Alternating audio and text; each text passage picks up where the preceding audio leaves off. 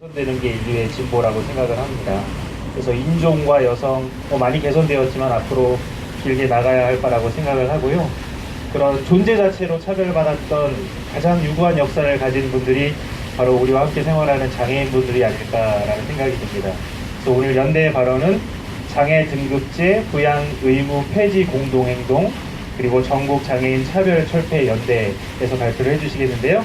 발표해 주실 분은 이윤경 선생님입니다. 큰 박수로 환영해 주시기 바랍니다.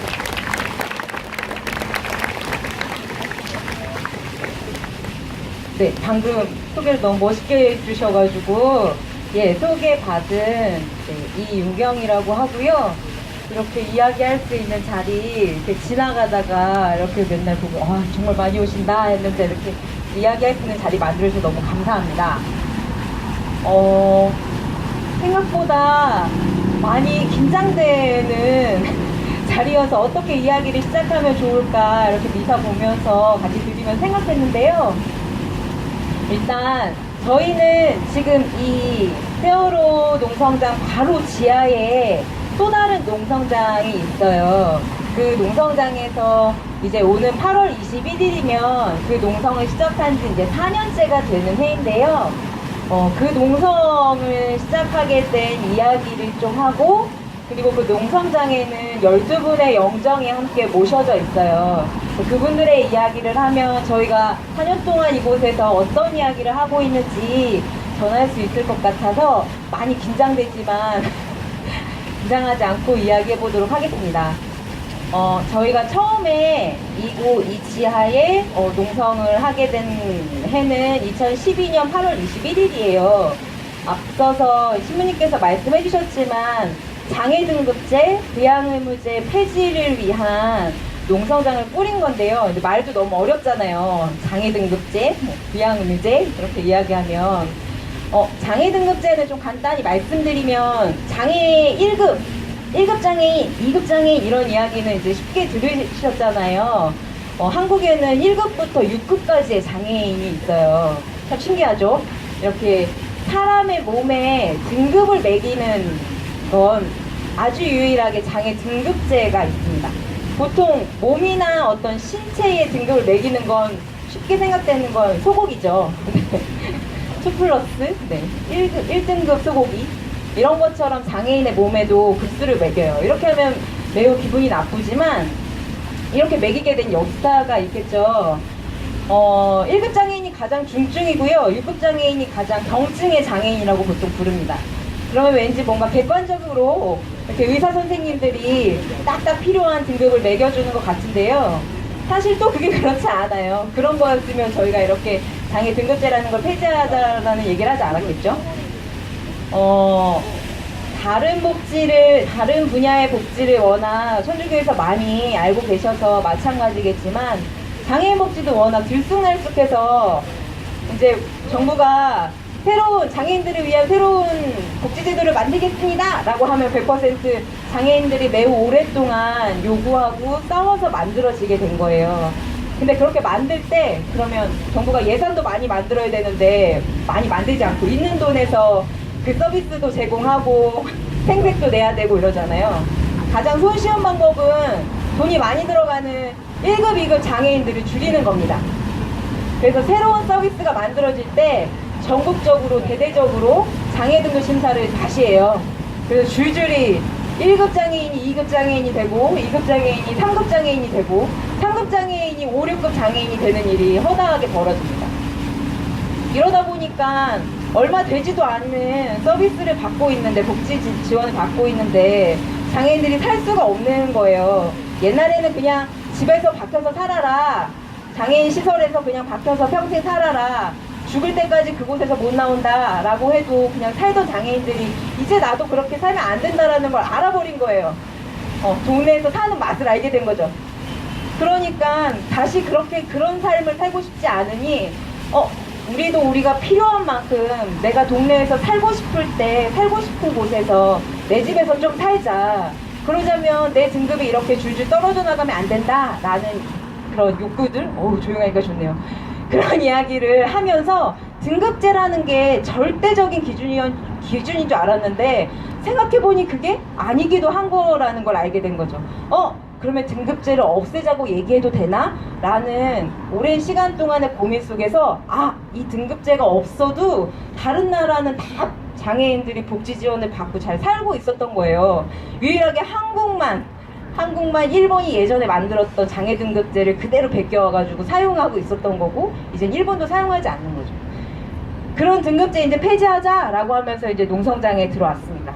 부양의무제도 마찬가지인데요. 그건 좀 이따가 같이 좀 이야기를 하도록 할게요. 그래서 이제 2012년 8월달에 농성장에 그 더운 날 이 지하에 그 한 칸 우리 자리를 만들어 보겠다고, 우리 목소리를 낼 수 있는 자리 만들어 보겠다고 이 지하에 들어왔어요. 근데 2012년 10월에 저희가 8월에 들어왔는데 10월에 저희와 같이 활동하던 중증장애 여성이 있었는데요. 그 여성이 활동보조인이 퇴근하고 난 1시간 사이에 집에서 불이 난 거예요. 그래서 혼자서 전화해서 나올 수가 없었어요. 그래서 질식사로 죽게 됩니다. 그분이 고 김주영 동지시고요. 그분의 영정이 또 이 지하에 한켠에 함께 모셔져 있어요. 그때까지 장애인은 활동보조를 하루에 6시간 정도, 최대 쓸 수 있는 시간이 6시간에서 8시간이었어요. 하루에 6시간에서 8시간만 이 사람은 살 수 있는 거예요. 우리는 다 24시간을 살고 있잖아요. 근데 장애인은 활동보조라는 건 중증의 장애를 갖고 있는 이들이 일상생활이나 사회활동할 때 타인의 도움이 필요할 수 있잖아요. 그건 뭔가 불쌍하고 안 됐어서 도와주는 게 아니라 그것만 있으면 사회생활 되게 잘할 수 있거든요. 친구도 만날 수 있고 집안일도 잘할 수 있고. 그래서 그것만 있으면 사실 많은 어려움들이 경감되는데, 그게 하루에 6시간에서 8시간? 줄기차게 24시간 필요하다고, 활동보조 24시간 필요한 사람들이 있다고 얘기했는데 듣지 않다가 김주영 동지가 돌아가시고 저희가 정말 오랫동안 장례투쟁을 하면서 드디어 아주 획기적으로 장애 등급 시간이 늘어났습니다. 저희는 이게 김주영 동지의 목숨값으로 우리가 산다고 이야기하고 있습니다. 그래서 많이 늘어난 그 시간으로 또 열심히 투쟁을 하고 또 열심히 일상을 살아갔어요. 그런데 2013년 1월에 어떤 일이 또 있었냐면요. 또 저희 영정 얘기인데 2012년 11월이죠. 파주에서 또 화재가 났어요. 또 추운 날. 둘 다 장애를 갖고 있는 남매였고요. 엄마 아빠는 너무 가난했고요. 가난한 엄마 아빠가 어디 나가서 이렇게 집도 좀 알아봤어야 됐고 일자리도 좀 알아봤어야 됐어요. 그래서 문을 잠그고 밖에서 잠그고 나간 사이에 불이 또 나버려가지고 이 두 남매가 크게 화상을 입고, 그리고 이 화재로 인한 후유증으로 둘 다 죽었습니다. 이걸 파주남매 화재 사건이라고 너무 슬픈 이름으로 불리는데 지훈이고요. 이들의 영정이 또 밑에 모셔져 있어요. 이건 좀 또 많은 많은 이야기들이 들어가 있어요. 가난한 사람들이 도대체 어떻게 살아가고 있는가, 거기에 또 장애가 있는 사람들은 어떻게 살아가고 있는가. 장애를 갖고 있었고 너무 가난한 가정이었지만 어떤 지원을 국가로부터 받을 수 있는지 잘 몰랐어요. 그래서 받을 수 있는 지원이 있었지만 그걸 몰라서 정말 엄마 아빠는 정말 열심히 산 죄밖에 없고, 이 남매도 엄마 아빠가 열심히 산 죄밖에 없는데 그렇게 불에 타서 죽게 되고, 엄마 아빠는 그 자녀들의 평생 가슴을 붓고 살게 됩니다. 그 아이들의, 그 남매의 영정도 이 광화문 지하에 모셔져 있습니다. 그렇게 또 2013년을 지나면서요. 2014년 4월 16일은 너무 마음 아픈 우리 세월호의 사건이 터진 날이었잖아요. 그 사건이 있기 한 5, 6일 전에 장애인 시설에서 진짜 평생을 살다가 어떤 형님이 나오셨어요. 드디어 자립을 할 수 있게 된 거죠. 그래서 나와서 나도 동네에서 살 수 있겠지 라고 하고 나오셨는데, 이분은 장애 등급이 3급이었어요. 근데 그때까지 활동보조, 아까 말씀드렸던 활동보조는 1급, 2급만 받을 수 있었어요. 3급은 활동보조 필요 없다 하면서 복지부가 주지 않았거든요. 그래서 저희가 정부에 이렇게 다시 한번 해달라, 정말 필요하다, 그리고 시설에서 나온 사람이라 긴급하게 또 활동보조 너무 필요하다, 지원이 필요하다라는 얘기를 누차 했지만 복지부가 정말 단칼에 필요 없는 사람이라고 했고, 그 답변을 받은 지 일주일 만에 또 화제가 났어요. 장애 3급이었고 혼자 충분히 일상생활에 거동이 필요하다고 얘기한 사람이었는데 화제가 났고, 심지어 그 집은 화재가 나면 자동으로 문이 열리는 집이었어요. 근데 혼자 나오지 못해서 유독가스를 마시고 많은 화상을 당해서 결국 돌아가시게 됩니다. 그 날이 4월 17일이에요. 이분의 성함이 고 송국현님이십니다. 아까 말씀드린 장애 등급제가 얼마나 나쁜 제도인지 사실 말로 했을 때 잘 이렇게 체감되지 않으셨잖아요. 이분이 딱 그런 죽음을 당하신 거예요. 등급으로 서비스가 필요하다 안 필요하다를 나누고, 너는 1등급이니까 요만큼 줄게, 너는 3급이니까 안 돼라고 이야기를 하는 정부는 정작 자기들이 이야기하는 게 사람의 목숨을 얼마나 좌지우지하는지 모르고 있었을 거예요. 그런데 그분이 그렇게 돌아가시면서 장애 등급이 얼마나 나쁜 제도인지, 얼마나 사람을 죽이는 제도인지에 대해서 조금은 더 많은 사람들이 알게 됐어요. 근데 그때 세월호 이 사건이 함께 터지면서 얼마나 우리가 가장자리에 살고 있는 사람들인지, 이 사회에 얼마나 주변으로 내몰려져서 죽을 수밖에 없는, 이렇게 비참한 죽음을 맞이할 수밖에 없는 사람들인지 우리가 더 그 죽음을 마음 아프게 함께 겪어냈던 것 같습니다. 송국현님의 죽음으로 또 1급, 2급까지만 지원되던 활동보조가 3급까지 확장되기는 했어요. 하지만 그 기준이 워낙 까다롭기 때문에 사실 3급인 장애인분들은 활동 지원을 거의 받을 수 없습니다. 다만 제도상에서 3급까지 도 활동보조를 받을 수 있다 명시된 것만으로도 어쨌든 큰 벽을 하나 허물었다라는 이야기들을 하고 있죠. 어쨌든 송국현님의 영정도 이 지하에 모셔져 있습니다. 그리고 또 가시면 마주하게 될 영정들이 있는데요. 원주 사랑의 집이라고 아마 많이들 아실 텐데 방송에 워낙 자극적으로 많이 나와서요. 그 장목사라고, 장애인을 목숨처럼 사랑하는 사람이라고 하면서 본인을 장목사라고 불렀고요. 사실은 장진남이라고 본명은 그런데 본인을 목사라고 칭하면서 장애인들을 양자로 드렸고요. 되게 많은 장애인들을. 이 장애인들이 도망가면 이 사람들을 통해서 받는 장애인 수당과 장애연금과 기초생활 수급비를 받지 못할까봐요. 그 장애인들의 몸에 문신을 새겼어요. 전화번호 문신을 새겨서 도망가면 바로 전화해서 잡아올 수 있게. 더 마음이 아픈 건 그곳에서 장애인이 죽으면 죽었다고 신고하면 또 기초생활 수급비랑 장애연금과 장애수당을 받을 수 없잖아요. 그래서 죽었다고 신고하지 않고 냉동실에 집안에 숨겨놓고 사망신고를 하지 않는 이런 정말 나쁜 사람이 있었습니다. 이 시설에서 아주 오랫동안 살았던 이들이 또 너무 오래 그 생활을 해서 사실 이 진실이 밝혀질 때까지 살아남지 못한 이들도 있고요. 진실이 밝혀졌지만 그 가해자는 제대로 처벌도 제대로 받지 못한 상태에서 또 죽음을 맞이한 이들이 있습니다. 그 이들이 바로 또 이 지하에 함께 영정으로 모셔져 있어요. 사실 제가 이렇게 짧게 설명하는 게 그분들의 삶을 너무 짧게, 너무 간단하게 말씀드리는 게 아닌가 싶어서 사실은 매우 조심스럽습니다. 아래 가면 이렇게 현수막에 이분들이 어떤 삶을 살았는지 제가 말하는 것보다 조금 더 자세하게 있어서요. 잠깐이라도 들려서 같이 읽어주시고 그분들의 삶을 함께 기억해 주셨으면 좋겠다라는 이야기를 함께 전하면서요. 이런 장애인분들이 이 아래에 함께 모셔져 있고요. 아까 가난한 사람들의 이야기를 또 잠깐 전해드리면 2013년 1월에 송파세모녀 사건 또 많이 아실 거예요. 미안하다고 집주인에게 이렇게 월세와 세금들을 넣어서 봉투에 넣어서 새 모녀가 돌아가신 사건이 있습니다. 한국의 기초 생활 수급자들을 위한 정말 좋은 좋은 법이 있다고 하지만 가난한 사람들을 위한 이 법은 아주 나쁜 법이에요, 사실. 최저생계비는 1인당 최저생계비가 50만 원도 되지 않는 47만 원밖에 되지 않아요.